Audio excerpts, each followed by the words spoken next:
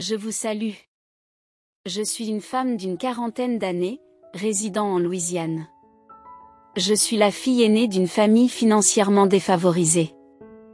Malheureusement, en raison de notre situation économique, je n'ai pas pu poursuivre d'études supérieures. Par conséquent, je me suis retrouvée à travailler comme comptable dans une usine de gâteaux de poisson pendant plusieurs années pour gagner ma vie.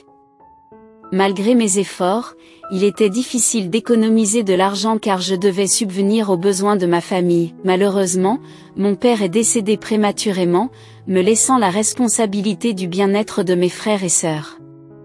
Pour être honnête, il ne me manque pas, car il était alcoolique et irresponsable. Ma mère, quant à elle, était une femme au foyer sans grande compétence, qui s'est reposée sur moi jusqu'à ce que mes jeunes frères atteignent l'âge adulte.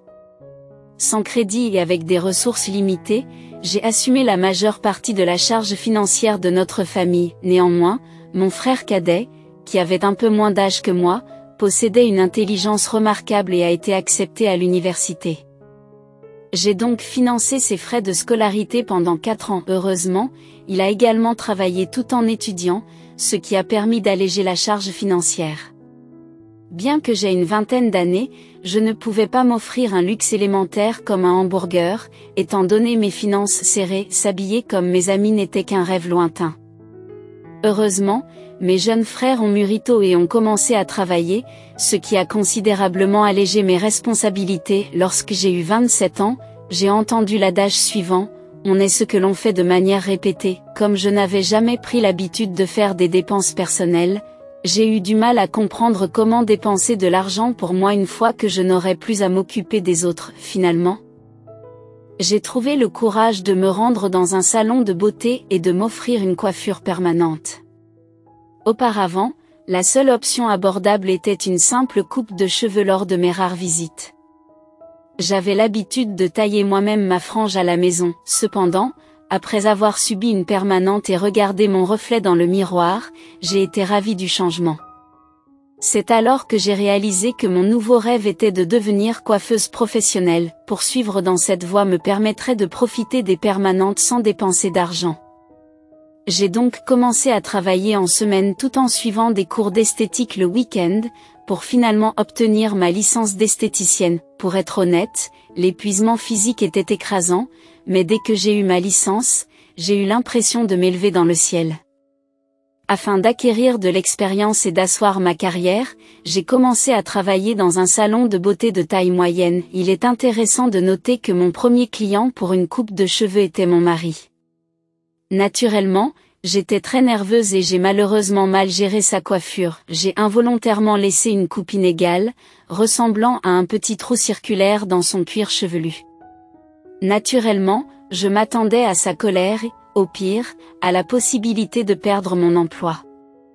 Cependant, à ma grande surprise, la réaction de mon mari a été d'une gentillesse inattendue. Il m'a assuré que ce n'était qu'un cheveu, qui repousserait de toute façon. Au lieu de cela, il a proposé que nous prenions une tasse de café ensemble. Profondément désolée, j'ai accepté et nous avons partagé un café. Avec mon conjoint, j'ai établi un lien qui m'a permis de le comprendre vraiment. Il était de 3 ans mon aîné et travaillait dans la construction intérieure.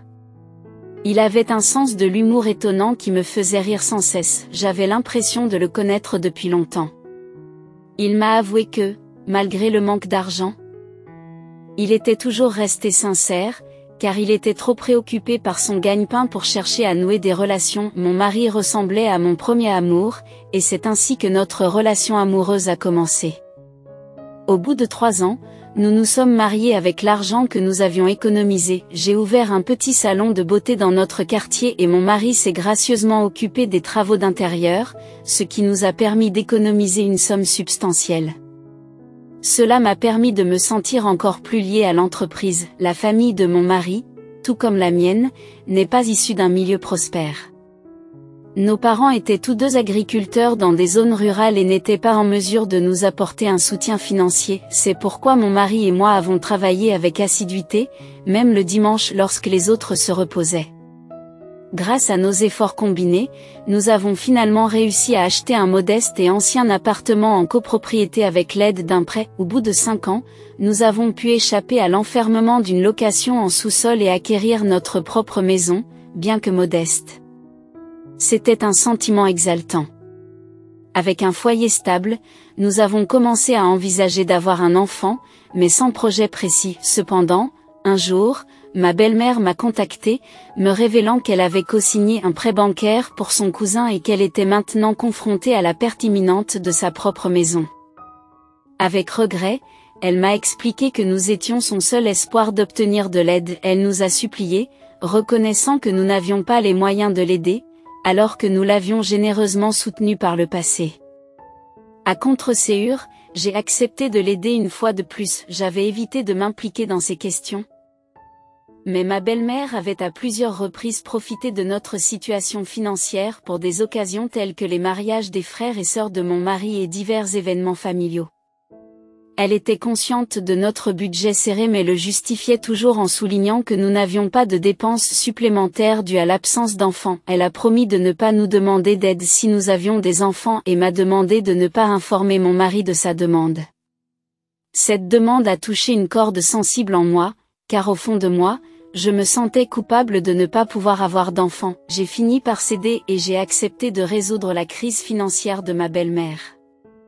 À cette époque, je me suis retrouvée à travailler sans relâche en raison d'un afflux de clients réguliers. Malheureusement, la charge de travail excessive a fini par avoir raison de moi, et je me suis effondrée et j'ai perdu connaissance alors que je servais mes clients au salon. J'ai été transportée d'urgence à l'hôpital en ambulance, mais je n'en ai gardé aucun souvenir. Lorsque j'ai repris conscience, je me suis retrouvée sur un lit d'hôpital, attendant l'évaluation du médecin. D'un air sombre, le médecin m'a annoncé une nouvelle choquante. Apparemment, je ne savais pas que j'étais enceinte et j'étais au début de ma grossesse, qui s'est malheureusement terminée par une fausse couche. Le médecin m'a conseillé de faire d'autres examens et m'a exhorté à me reposer. Il était difficile de concevoir l'idée d'être enceinte alors que je n'en avais aucune idée. J'avais simplement supposé que mon retard de règles était dû au stress. Lorsque mon mari a appris la fausse couche, il a été accablé de chagrin. Le médecin a indiqué que j'avais un utérus fragile et que la fausse couche avait encore aggravé mon état, diminuant les chances de future grossesse. Je suis restée abasourdie et sans voix, et les larmes sont devenues mon seul réconfort. Je suis tombée dans un état de dépression, me retirant du monde extérieur et fermant même mon salon de beauté. Pour moi, le mariage ne consistait pas seulement à avoir des enfants. Tout ce que je désirais, c'était la présence de mon mari, sans aucune autre préoccupation. Il nous suffisait de nous soutenir et de prendre soin l'un de l'autre pour trouver le bonheur. Ce sont les paroles réconfortantes de mon mari qui m'ont sauvée du désespoir. Nous avons donc persévéré ensemble, en travaillant dur et en nourrissant notre amour l'un pour l'autre. Cependant, je savais que mon mari désirait des enfants. Chaque fois que nous allions faire des courses, ses yeux s'attardaient sur les enfants joyeux qui couraient dans le supermarché. Je faisais semblant de ne pas le remarquer. Je pensais que notre vie serait incomplète si nous n'étions que deux, alors j'ai décidé d'adopter un chiot dans un refuge. Le pauvre chiot avait été abandonné et ses yeux portaient le poids de son passé. Je lui ai donné encore plus d'amour, je l'ai appelé Piano et je m'en suis occupée comme s'il s'agissait de mon propre enfant. Je préparais des friandises biologiques pour Piano et les emmenais partout où j'allais. Puis, un jour, mon cycle menstruel s'est arrêté. Depuis ma fausse couche il y a quelques mois, je n'avais jamais manqué de règles. J'ai calculé les dates et envisagé la possibilité d'être enceinte. Ce n'était pas une infertilité totale, car il y avait encore une lueur d'espoir. Pour confirmer, j'ai consulté un gynécologue. Craignant de décevoir mon mari prématurément, j'ai passé un test rapide et j'ai attendu avec anxiété les résultats dans le cabinet du médecin. Pendant que j'étais assise, j'ai observé de nombreuses femmes enceintes qui montraient fièrement leur ventre en train de grossir. Je me suis rendue à l'hôpital pour un traitement plus approfondi, et mon mari est resté à mes côtés tout au long du processus. Il est devenu mon pilier de soutien, assistant à chaque rendez-vous médical. me tenant la main dans les moments difficiles et veillant à ce que je ne me sente jamais seule dans ma lutte contre le cancer. Ensemble, nous avons relevé les défis de la chirurgie, de la chimiothérapie et de la radiothérapie. L'aventure n'a pas été facile, mais l'amour et le soutien indéfectible de mon mari m'ont donné la force de continuer à me battre. Il ne m'a jamais fait sentir que j'étais un fardeau et n'a jamais regretté sa décision d'être à mes côtés. Tout au long de mon traitement, nous avons partagé des larmes et des rires. Nous avons célébré les petites victoires et trouvé du réconfort dans la présence de l'autre pendant les jours difficiles. L'amour de mon mari est devenu ma source d'inspiration et de motivation pour ne jamais abandonner. Les mois se sont transformés en années, et peu à peu, ma santé s'est améliorée. Le cancer était en rémission et je suis à jamais reconnaissante à mon mari pour les soins et le soutien qu'il m'a apporté pendant ces jours sombres. Il ne m'a jamais quittée, même lorsque l'avenir semblait incertain et sans espoir. En réfléchissant à mon parcours, je me rends compte que l'amour véritable ne connaît pas de limites. L'altruisme et le dévouement de mon mari m'ont appris la véritable signification de l'amour et du partenariat. Il m'a soutenue pendant les heures les plus sombres et, ensemble, nous en sommes sortis plus forts que jamais. Aujourd'hui, je n'ai plus de cancer et notre amour s'est encore renforcé. Nous chérissons chaque instant ensemble, sachant que la vie peut nous réserver des défis inattendus. Nous avons appris à apprécier la beauté de chaque jour et à ne jamais nous considérer comme acquis. Je partage mon histoire non seulement pour inspirer d'autres personnes confrontées à des combats similaires, mais aussi pour rappeler à tous le pouvoir de l'amour et du soutien. Grâce à l'amour et au dévouement d'un conjoint, des miracles peuvent se produire et même les jours les plus sombres peuvent être surmontés. À tous ceux qui sont confrontés à leur propre combat, rappelez-vous que vous n'êtes pas seul.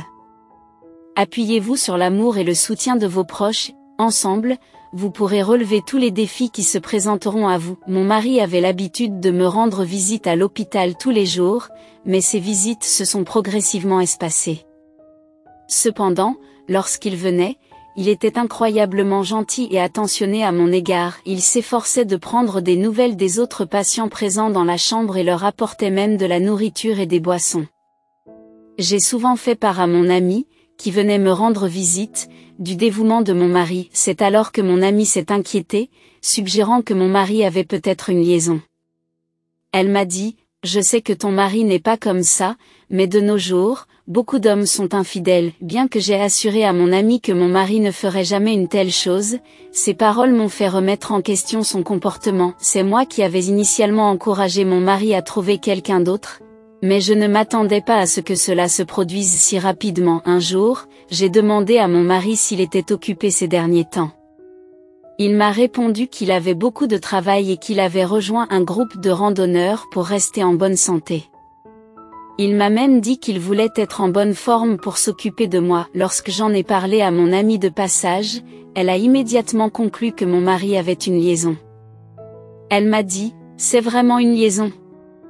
Pourquoi se mettrait-il soudainement à faire de la randonnée alors qu'il n'en faisait jamais auparavant? Je ne m'attendais pas à cela de la part de votre mari. » Ces paroles m'ont fait hésiter et j'ai commencé à douter de mon mari, surtout compte tenu de mon état de faiblesse.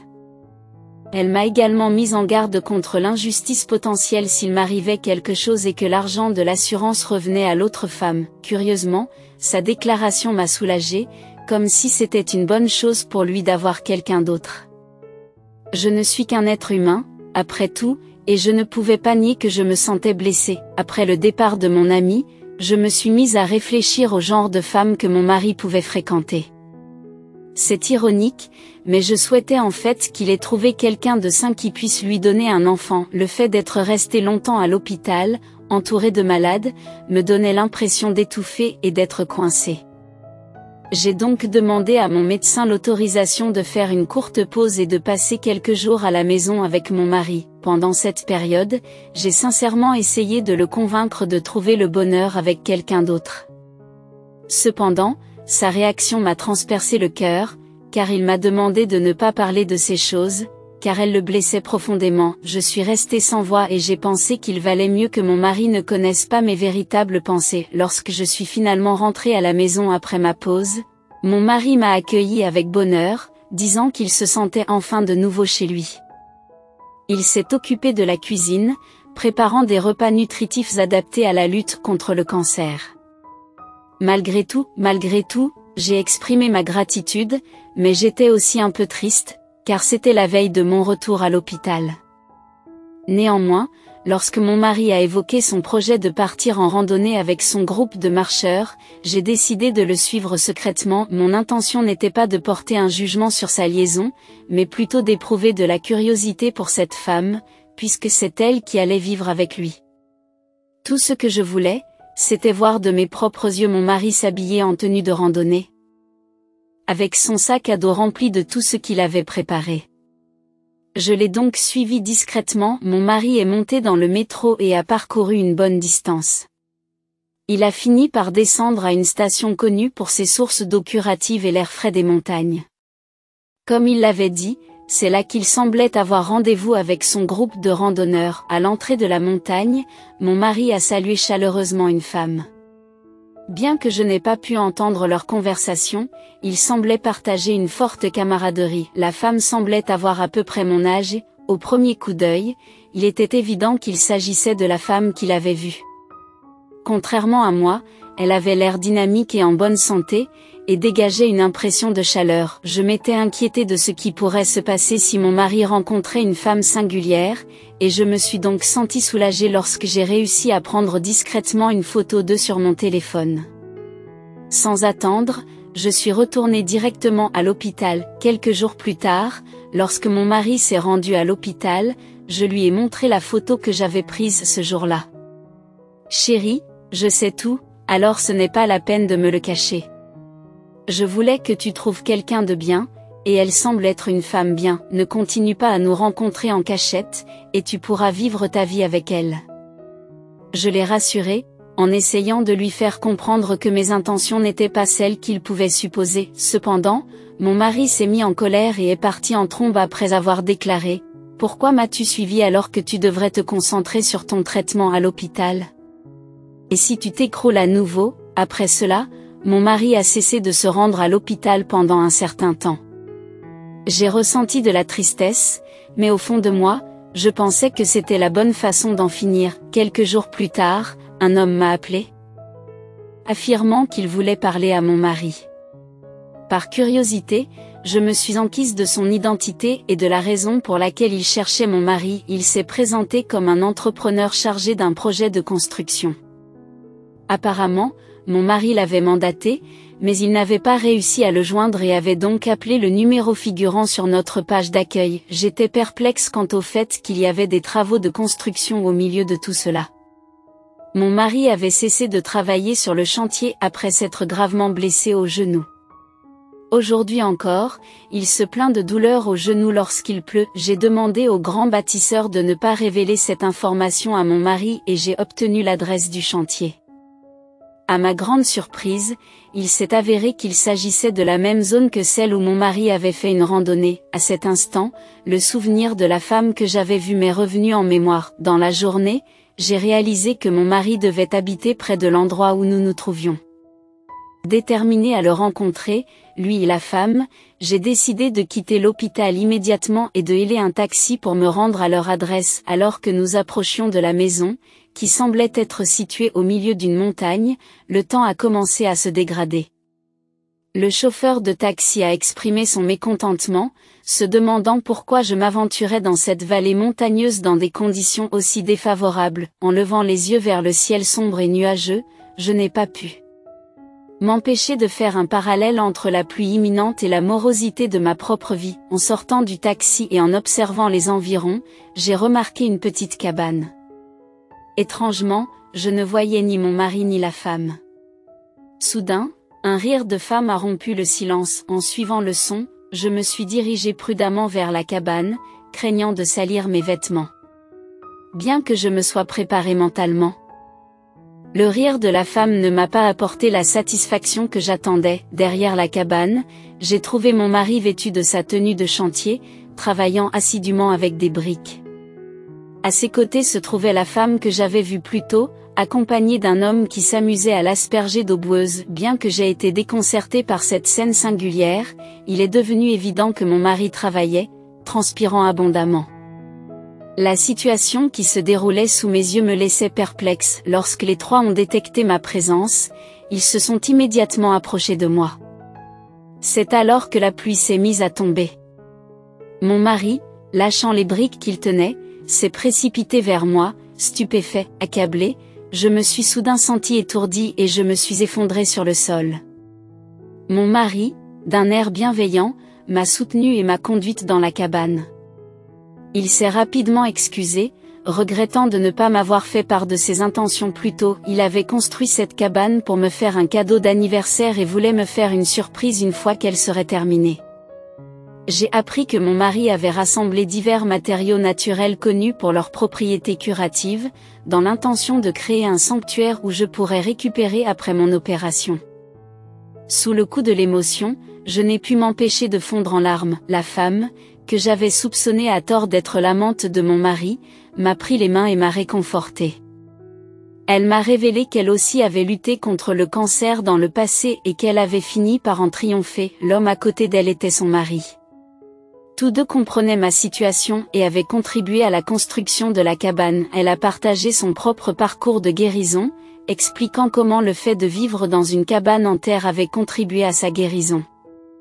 À ses yeux, cette cabane devait être mon lieu de guérison, où je pourrais vivre avec elle pour le reste de ma vie, couvert de terre. Mon mari s'est approché de moi, le visage baigné de larmes. C'est alors que j'ai réalisé à quel point j'avais eu tort de douter de son amour pour moi. Ce jour-là, mes propres insécurités m'avaient fait croire qu'il avait une liaison. Submergée par une vague d'émotions, j'ai pleuré longtemps dans les bras de mon mari aimant et de mes nouveaux amis. Très chers, je dois avouer que j'ai été égoïste dans le passé. Cependant, je veux que tu saches que j'ai retenu la leçon. Je suis maintenant prête à affronter la chimiothérapie avec courage et à persévérer. Sachez que vous êtes la seule femme de ma vie et que je n'ai pas l'intention de chercher une autre compagne à l'avenir. En regardant par la fenêtre, j'ai remarqué que la pluie, qui n'avait cessé de tomber, s'était enfin calmée. C'était comme si le ciel clair reflétait le poids qui avait été enlevé de ma poitrine. D'une certaine manière, un sentiment d'espoir a envahi mon être. La cabane, construite avec amour et dévouement par mon mari, est maintenant terminée et se dresse gracieusement au milieu de son environnement terrestre. Je me demande si ces efforts sincères ont atteint les cieux, car mon état s'est progressivement amélioré. Je réside désormais dans cette cabane avec mon mari et notre fidèle chien, Piano. Heureusement, la chimiothérapie a donné des résultats positifs et je suis presque guérie. Cependant, je dois continuer à me rendre à l'hôpital pour des examens réguliers. Le cancer est une maladie perfide, sujette à des récidives, et nous devons donc rester vigilants à tout moment. Néanmoins, je suis convaincue que je le vaincrai, grâce à l'amour indéfectible de mon mari dévoué. Mon mari s'est transformé en un amant encore plus dévoué qu'auparavant, et son influence m'a encouragée à exprimer mon affection ouvertement, sans réserve. Lorsque j'ai reçu le diagnostic de cancer, j'ai cru que cela marquerait la fin de ma vie. Cependant, grâce à l'amour profond de mon mari, je chéris désormais chaque jour comme un cadeau miraculeux, rempli d'espoir pour l'avenir. N'oubliez pas que votre vie est elle-même un miracle. J'espère sincèrement que vous continuerez à accueillir chaque jour avec espoir et optimisme. Je vous remercie d'avoir pris le temps d'écouter mon histoire. Votre soutien et vos commentaires avisés, ainsi que les commentaires positifs et les abonnements, représentent beaucoup pour moi. Je vous souhaite une merveilleuse journée.